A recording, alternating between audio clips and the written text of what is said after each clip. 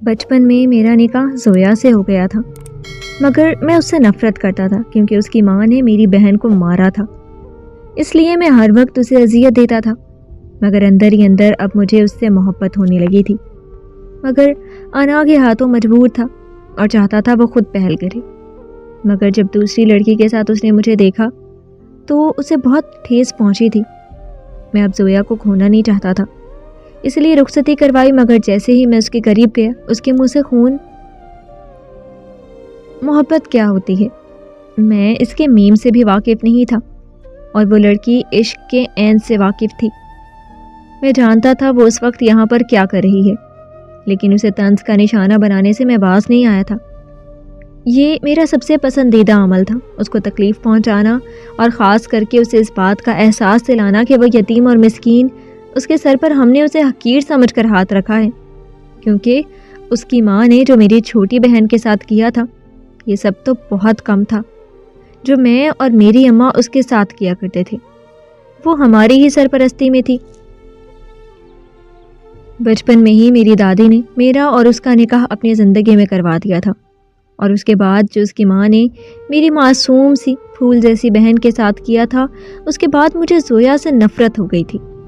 وہ میرے کمرے میں بیٹھی میرے کپڑوں کو ترتیب دے رہی تھی، اور اچانک ہی میرے کمرے میں آ جانے کے باعث ہڑبڑا کر اپنی جگہ سے کھڑی ہوئی تھی۔ میں نے غصے سے گرجتے ہوئے اس سے پوچھا، کس کی اجازت سے تم میرے کمرے میں آئی ہو؟ کتنی بار تمہیں میں نے سمجھایا ہے کہ یہاں کا رخ مت کیا کرو، کیا تمہیں سمجھ نہیں آتی؟ اگر آنا ہے تو میری غیر موجودگی میں آیا کرو۔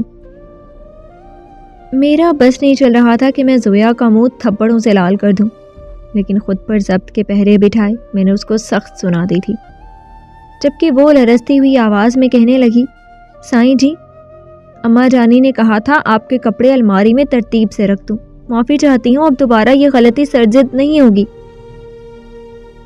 وہ مزید کچھ کہتی کہ اس سے پہلے ہی میں تھاڑا تھا کہ یہاں سے دفع ہو جاؤ اور میری غیر موجودگی میں ہی میرے کمرے میں آ کر میرے کام سر انجام دیا کرو۔ وہ مزید میری اور بات سنے بغیر فوراً ہی صورت سے کمرے سے بھاگ گئی تھی، جبکہ میں نے اس کے بھاگ جانے پر سر نفی میں جھٹکا تھا۔ میں جانتا تھا وہ مجھ سے ہمیشہ ایسے ہی ڈرتی رہے گی، اور میں اسے ڈراتا رہوں گا۔ یہ میرا سب سے پسندیدہ عمل تھا۔ اس کی آنکھوں میں جو محبت کے دیپ مجھے دیکھ کر جلتے تھے میں اس سے بھی واقف تھا، لیکن میں نے خود پر اس لڑکی کو حرام کیا ہوا تھا۔ میری نکاح میں زویا کی کوئی حیثیت نہیں تھی، کیونکہ اس کی ماں نے بچپن میں میری چھوٹی سی معصوم بہن کو حسد اور جلن میں آ کر تندور میں دھکا دے دیا تھا، جس کے باعث میری معصوم بہن جل کر خاکستر ہو گئی تھی۔ میری اماں نے اس کے باوجود اس کی بیٹی کو اپنایا تھا، اور پولیس زویا کی اماں کو پکڑ کر پولیس اسٹیشن لے گئی تھی۔ وہاں پر ان کو سزا کے طور پر پھانسی دی گئی تھی، جبکہ میرے چاچو اس صدمے کے باعث ہی مر گئے تھے کہ ان کی بیوی نے یہ کیا کر دیا۔ اب صرف ان کے خاندان میں زویا بچی تھی جو میرے نکاح میں تھی۔ میری اماں نے زویا کو اپنایا تھا اور اپنے گھر لے آئی تھی، لیکن وہ اس بات سے ناواقف تھی کہ میں اپنے دل میں کیا لے کر بیٹھ چکا ہوں۔ بچپن سے لے کر اب تک میں نے زویا کو اس عذاب سے گزارا تھا جس سے میری ماں گزرتی آئی تھی۔ میری ماں کو بیٹیوں کا بے حد شوق تھا، اور میرے پیدا ہونے کے پورے 6 سال بعد میری معصوم گڑیا اس دنیا میں آئی تھی، لیکن وہ بھی حسد اور جلن کی نظر ہو کر ہم لوگوں کی دنیا سے دور چلی گئی تھی۔ اور اس میں قصور صرف اور صرف زویا کی ماں کا تھا۔ زویا کی ماں تو اس دنیا میں حیات ہی نہیں تھی، لیکن زویا اس دنیا میں حیات تھی، جس کا بدلہ میں اس سے لیتا تھا۔ میں جانتا تھا وہ اب کچن میں جا کر آنسو بہانے گی، مجھے اس کی ہر وقت فکر بھی ستاتی تھی۔ میں اسے جتنا برا بھلا کہہ لیتا، اس پر بعض اوقات ہاتھ اٹھا دیتا، اسے غلاموں کی طرح اپنی چاکری کرنے پر مجبور کر دیتا، لیکن اگر میرے علاوہ کوئی اس سے ذرا سی بھی اونچی آواز میں بول بھی دیتا تھا نا، تو میں اس کی چمڑی ادھیڑ کر رکھ دیتا تھا۔ میں نے اس چیز کا حق اپنی ماں کو بھی نہیں دیا تھا۔ میرا کہنا تھا کہ زویا صرف میری ہے اور تا عمر میری ہی رہے گی۔ میں اسے اپنے نام پر تو بٹھا سکتا تھا، لیکن میں اسے کبھی بھی قبول نہیں کر سکتا تھا۔ میں نے سوچ لیا تھا کہ میں کبھی بھی زویا کو اپنے نام سے جدا نہیں کروں گا، لیکن یہ بات میں نے آج تک کسی کو نہیں بتائی تھی۔ میں اکثر غصے میں آ کر زویا کو یہی کہتا تھا کہ جلد یا بدیر تمہیں اپنے نام سے الگ کر کے اس گھر سے دھکے مار کر نکالوں گا، تب جا کر میری روح کو تسکین پہنچے گی۔ لیکن حقیقت تو یہی تھی کہ میں زویا کو چاہ کر بھی اپنے گھر سے بے دخل نہیں کر سکتا تھا، کیونکہ کہیں نہ کہیں میرے دل میں بھی اس کے لیے محبت کی ایک چھوٹی سی چنگاری تھی جو کبھی بھی اپنا زور پکڑ سکتی تھی۔ تھوڑی دیر بعد میں کپڑے تبدیل کر کے باہر آیا تو وہ دسترخوان سجا رہی تھی۔ مجھے دیکھ کر اس نے صورت سے سر پر دوپٹہ جمایا تھا، کیونکہ آج سے کچھ روز پہلے جب میں نے اسے لان میں بنا دوپٹے کے دیکھا تھا، تب میں نے اس کے وہیں بال پکڑ کر اس کے منہ پر ایک زوردار تھپڑ رسید کیا تھا، اور ساتھ میں اسے یہ تاکید کی تھی کہ آئندہ کے بعد اگر تمہارے سر سے مجھے دوپٹہ کندھے پر نظر آیا تو اسی دوپٹے سے تمہارا گلا گھونٹ دوں گا اور تمہارے یہ بال ہمیشہ ہمیشہ کے لیے کاٹ کر رکھ دوں گا۔ اس کے بعد سے میں نے زویا کے سر پر دوپٹہ ہی دیکھا تھا۔ میری ماں بھی تھوڑی دیر بعد اپنے کمرے سے آ کر میرے ساتھ ہی بیٹھ کر کھانا تناول کرنے لگی تھی۔ کہنے کو تو ہمارے گھر میں میرے ایک اور چاچا بھی رہائش پذیر تھے، لیکن ان کے بیٹے اور بیٹیاں اور وہ خود ہمارے ساتھ بیٹھ کر دسترخوان پر کھانا بھی کھاتے تھے، لیکن میں نے زویا کو اتنی اجازت ہی نہیں دی تھی کہ وہ میرے ساتھ بیٹھ کر دسترخوان پر کھانا کھائے۔ اور اس چیز کا اندازہ مجھے تھا کہ پیچھے سے میرے چاچا کے بچے اس کا مذاق اڑاتے ہیں، لیکن وہ کسی سے بھی بات بولنے کی روادار نہیں تھی، کیونکہ اگر وہ کسی سے بھی یہ بات بولتی تو اس کو سننے کو ہی ملتا۔ ہمارا گھر کافی بڑا تھا، اللہ تعالیٰ کا دیا ہوا ہمارے پاس سب کچھ تھا۔ ہمارا اپنا کاروبار تھا جس کی وجہ سے ہم بہت ترقی کرتے جا رہے تھے۔ پہلے تو کاروبار ابا اور چاچا نے سنبھالا ہوا تھا، اور جیسے ہی میں بڑا ہوا اس کے بعد میں نے اور چاچا کے بڑے بیٹے نے پورے کاروبار کو سنبھال کر مزید وسیع کر دیا تھا۔ ہمارے گھر میں 2-4 ملازم بھی تھے جن کو ہم کوارٹرز میں ہی ٹھہراتے تھے، اور میں نے زویا کے لیے کوارٹرز میں سے ہی ایک کمرہ مختص کیا ہوا تھا۔ میں اس کو گھر میں بھی رہنے نہیں دیتا تھا۔ اس کی زندگی کو میں نے اتنا مشکل بنا دیا تھا جس کی کوئی حد ہی نہیں تھی۔ اس کے باوجود بھی جو اس کی آنکھیں مجھے دیکھ کر بولتی تھیں، اس چیز سے مجھے اتنا تو اندازہ تھا کہ وہ میری محبت میں پاگل ہے۔ کچھ روز بعد ہی اس کا انٹر مکمل ہو گیا تھا، اور میں دل ہی دل میں سوچ چکا تھا کہ میں اس کو آگے پڑھنے نہیں دوں گا۔ اس نے انٹر مکمل ہونے کے بعد جب آگے پڑھنے کی اجازت میری اماں سے مانگی تو انہوں نے صاف کہہ دیا تھا کہ جا کر کبیر سے پوچھ لو، اور میں اتنا تو جانتا تھا کہ وہ مرتی مر جائے گی، لیکن میرے پاس اجازت لینے کے لیے کبھی نہیں آئے گی، کیونکہ وہ جانتی تھی اگر وہ اجازت لینے کے لیے میرے پاس آئی تو اسے سننے کو کیا ملے گا۔ لیکن اس نے اس بار میرا سوچا ہوا غلط ٹھہرا دیا تھا۔ اگلے روز ہی وہ میرے دروازے پر موجود تھی اور مجھ سے اجازت کی طلبگار تھی۔ کافی ہمت کے بعد اس نے دروازہ کھٹکھٹایا تو میں نے اپنے مخصوص انداز میں اسے اندر آنے کی اجازت دے دی تھی۔ اس نے سائڈ ٹیبل پر میری منگائی ہوئی چائے رکھی اور وہیں پر کھڑی ہو کر انگلیاں چٹکانے لگی تھی۔ میں نے ایک سوالیہ آئی برو اٹھائی اور اس کی جانب دیکھا تو وہ کچھ گڑبڑاتے ہوئے کہنے لگی، سائیں جی آپ سے ایک چھوٹی سی اجازت چاہیے۔ اس کے لہجے کی لڑکھڑاہٹ کے بعد بتانے کے لیے کافی تھی کہ وہ کافی ڈری ہوئی ہے۔ یہی سوچ مجھے مزہ دے رہی تھی۔ وہ ڈرتے ڈرتے کہنے لگی، میرا انٹر مکمل ہو گیا ہے، میرے ساتھ کی سب لڑکیاں آگے پڑھ رہی ہیں، میری دوستیں بھی آگے ایڈمیشن لے رہی ہیں، اگر آپ اجازت دیں تو میں بھی آگے ایڈمیشن لے لوں۔ اس کے لہجے اور آنکھوں میں ایک آس تھی۔ میں اس بات سے اچھے سے واقف تھا کہ وہ پڑھائی میں بہت لائق ہے، اسے پڑھنے لکھنے کا بہت شوق ہے، لیکن اس کے لہجے میں جو آس تھی وہ مجھے توڑنے میں بہت مزہ آیا تھا۔ میں نے فوراً ہی کرو فر سے اسے انکار کر دیا تھا کہ زیادہ پڑھنے لکھنے کی تمہیں ضرورت نہیں ہے، کچھ روز بعد ہی تمہیں طلاق دے کر کسی بھی گنوار سے تمہاری شادی کروا دوں گا، اس لیے زیادہ اڑنے کی ضرورت نہیں ہے۔ اگر زیادہ اڑنے کی کوشش کی نا تو تمہارے یہ پر کاٹنے مجھے بہت اچھے سے آتے ہیں۔ جبکہ میری یہ بات سن کر اس کی آنکھوں میں جو درد نظر آ رہا تھا وہ میں سمجھ چکا تھا کہ کس بات پر آیا ہے۔ میں جانتا تھا اسے اتنا تو اندازہ ہے کہ میں کبھی بھی اسے اجازت نہیں دوں گا، اور جو آخر میں نے طلاق کی بات کی تھی وہی اس کو تکلیف دے گئی تھی۔ وہ روتے ہوئے کمرے سے چلی گئی تھی، جبکہ آج پہلی بار میں اس کے رونے سے تھوڑا ڈسٹرب ہوا تھا۔ نہ جانے کیوں آج مجھے پہلی بار اس کا رونا بہت برا لگا تھا۔ یکدم ہی میں اپنی جگہ سے اٹھا اور کچھ سوچ کر باہر آ گیا تھا۔ وہ لان میں موجود کرسیوں پر بیٹھی دبی دبی سسکیوں سے رو رہی تھی۔ میں چلتا ہوا اس کے قریب ہی بیٹھ گیا تھا۔ میرے بیٹھتے ہی جیسے اسے کرنٹ لگا تھا اور وہ بے ساختہ اپنی جگہ سے کھڑی ہو گئی تھی۔ وہ دوڑ کر وہاں سے جاتی، اس سے پہلے ہی میں گھبرایا تھا۔ خاموشی سے یہاں بیٹھ جاؤ۔ میری تیز دھاڑ سن کر وہ چپ کر کے سر جھکا کر بیٹھ چکی تھی۔ میں یکٹک اس کے جھکے ہوئے سر کو دیکھ رہا تھا۔ زویا بلا کی حسین تھی، سرخ سفید رنگت، گلابی پنکھڑیوں کے مانند ہونٹ، قدرتی گلابی گال، جھیل جیسی کالی گہری آنکھیں۔ وہ لڑکی حسن کا شاہکار تھی، چہرے پر معصومیت کوٹ کوٹ کر بھری ہوئی تھی۔ سر پر دوپٹہ سجائے وہ بری طرح سے کانپ رہی تھی۔ آج سے پہلے میں نے کبھی بھی اسے اپنے ساتھ بیٹھنے کی دعوت نہیں دی تھی۔ اس کا یہ عمل مجھے سکون بخش رہا تھا۔ میں نے اس کی جانب دیکھا اور طنز کر تیر چلایا، ایسا بھی میں نے تمہیں کیا کہہ دیا جو تم آنسو پر آنسو بہائے جا رہی ہو؟ بس اجازت ہی تو نہیں دی ہے۔ ایسا کیا کرنا ہے تمہیں پڑھ کر جو تم ایڈمیشن لینا چاہتی ہو؟ جبکہ میں اپنی مطلب کی بات اس کے منہ سے سننا چاہتا تھا، اسی لیے تڑپ کر میری جانب دیکھا اس نے اور سر نفی میں ہلاتے ہوئے معصومیت سے کہنے لگی، سائیں جی، میں اس لیے نہیں رو رہی کہ آپ مجھے اجازت نہیں دے رہے، میں اس لیے رو رہی ہوں کہ آپ مجھے طلاق دے دیں گے۔ خدا کے لیے میرے ساتھ ایسا ظلم نہ کریں، میں آپ کے سوا کسی اور سے شادی کا تصور بھی نہیں کر سکتی۔ میں نے یہ سنا تو فوراً ہی بول بیٹھا، کیا تم مجھ سے محبت کرتی ہو؟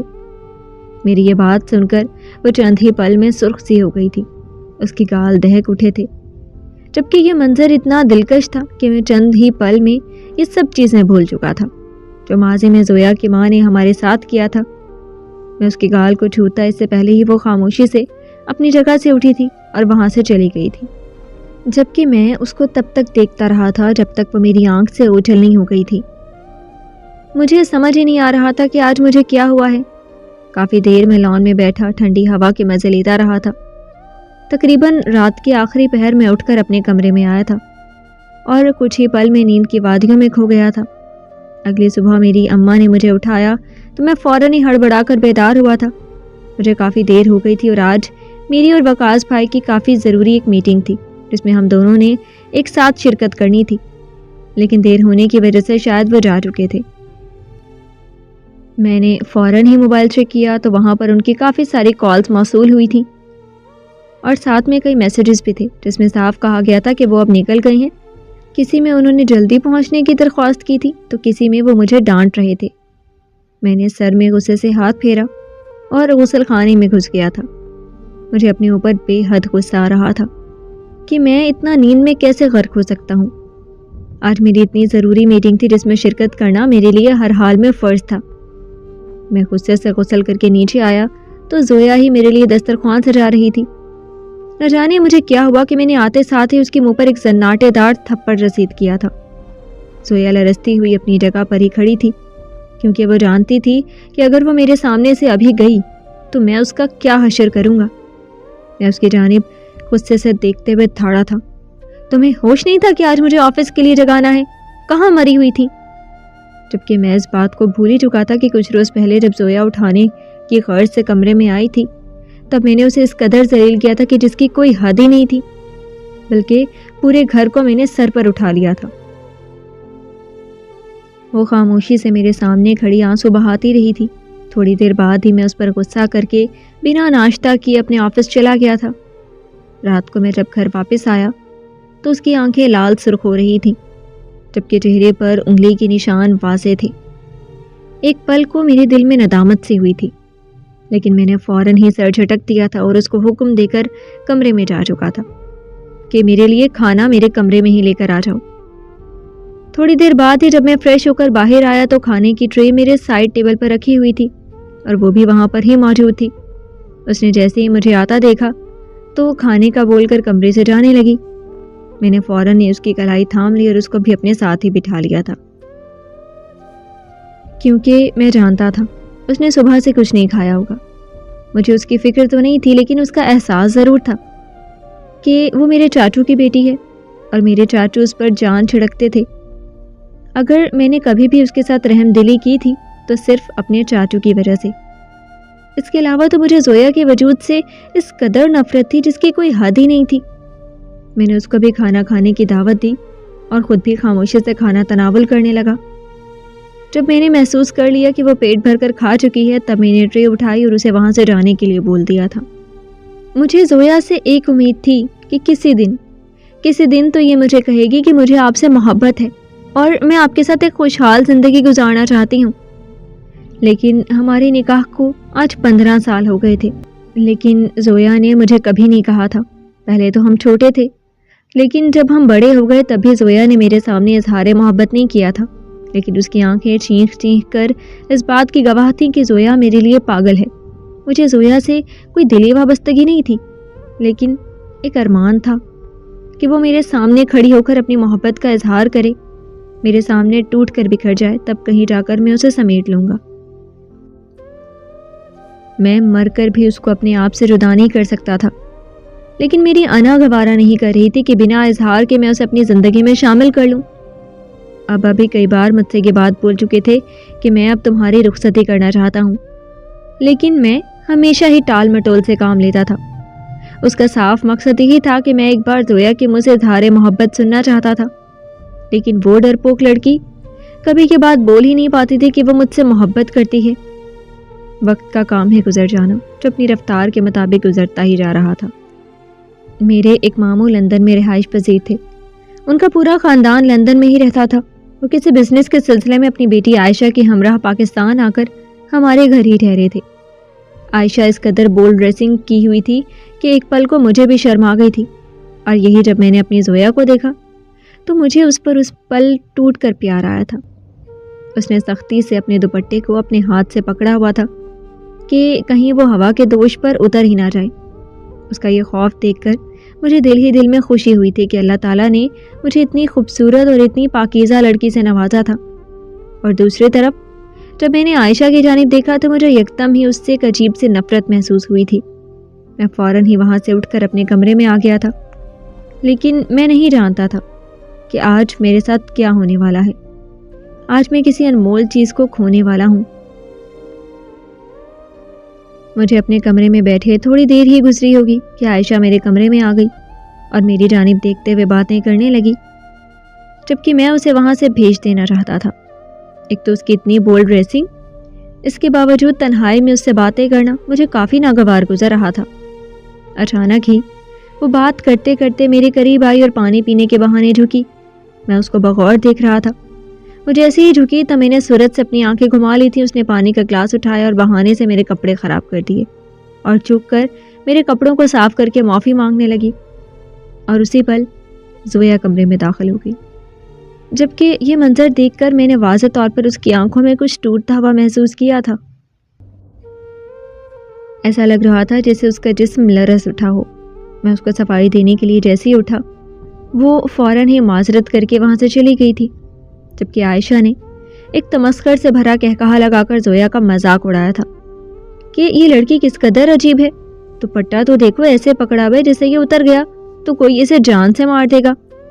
ایسی لڑکیاں بس مردوں کو اپنی جانب راغب کر کے ان سے ہمدردیاں وصول کرتی ہیں۔ عائشہ مزید کچھ کہتی اس سے پہلے ہی میرا ہاتھ ہوا میں بلند ہوا تھا، لیکن میں نے اس کے گال پر لگنے سے پہلے خود کو روک لیا تھا۔ میں یکدم ہی اس کی جانب دیکھتے ہوئے بہت تیش میں بولا تھا، دفع ہو جاؤ یہاں سے اور دور رہنا مجھ سے۔ میں یہ بول کر فوراً ہی باہر آیا تو وہ کچن میں موجود تھی۔ مجھے نہیں معلوم کہ مجھے اچانک کیا ہوا تھا۔ میں نے اماں کی جانب دیکھا اور بلند آواز میں بولا، اماں فوراً ہی میری رخصتی کی تیاری کریں، میں زویا سے اب رخصتی چاہتا ہوں۔ جبکہ میرے ابا تو پھولے نہیں سمائے تھے۔ اماں نے بھی خوشی کا اظہار کیا تھا، لیکن ساتھ میں مجھے ٹوک بھی دیا تھا کہ یہ ابھی کوئی موقع نہیں تھا، تم مجھ سے اکیلے میں بھی بات کر سکتے تھے۔ لیکن میں نے خاموش رہنے میں ہی عافیت جانی تھی، کیونکہ میں سمجھ گیا تھا کہ آج اگر میں نے زویا کو اپنے ہونے کا مان نہیں بخشا تو میں ہمیشہ ہمیشہ کے لیے زویا کو کھو دوں گا، اور میں ایسا کبھی بھی نہیں چاہتا تھا۔ بھلے مجھ میں بہت انا تھی، بہت غصہ تھا، ضد تھی، ماضی کی تلخیاں تھیں، لیکن زویا میرے لیے ایک واحد لڑکی تھی جس کی خاطر میں سب کچھ اپنا لٹا سکتا تھا۔ کہنے کو تو میں اس سے ذرا برابر بھی محبت نہیں کرتا تھا. میرے دل میں اس کے لیے محض ایک چھوٹی سی چنگاری تھی، لیکن میں جانتا تھا وہ لڑکی اگر میری زندگی میں نہیں آئی تو میں جی نہیں پاؤں گا. میں اس بات کو قبول ہی نہیں کرنا چاہتا تھا کہ مجھے اس سے محبت ہے، کیونکہ مجھے اس سے محبت نہیں بلکہ عشق تھا. میرے کہنے کے بالکل ٹھیک مطابق کچھ روز بعد ہی میری رخصتی زویا کے ساتھ کروا دی گئی. لیکن میں نے اس دوران زویا کی آنکھوں میں جو بے یقینی دیکھی تھی وہ آج سے پہلے مجھے کبھی بھی دیکھنے کو نظر نہیں آئی تھی. شادی کی پہلی رات جب میں اس کے قریب گیا تھا تو مجھے ایک بہت ہی بڑا جھٹکا لگا تھا، کیونکہ زویا کے منہ سے خون آ رہا تھا. میرے ہاتھ پاؤں کانپ اٹھے تھے. میں فوراً ہی اسے ہسپتال لے کر بھاگا تھا، لیکن وہاں جا کر مجھے معلوم ہوا تھا کہ زویا کے دماغ کی نس پھٹ چکی ہے، جس کے باعث چائے واردات پر ہی اس کی موت ہو گئی. میرے لیے یہ صدمہ کسی موت سے کم نہیں تھا. میں جو ہمیشہ ہی اس کو دھتکار دیتا تھا، اس کو اپنے جوتے کی نوک پر رکھتا تھا، اسے ہر حال میں یہ احساس دلاتا تھا کہ وہ ایک نوکرانی ہے، اس کی کوئی حیثیت نہیں ہے.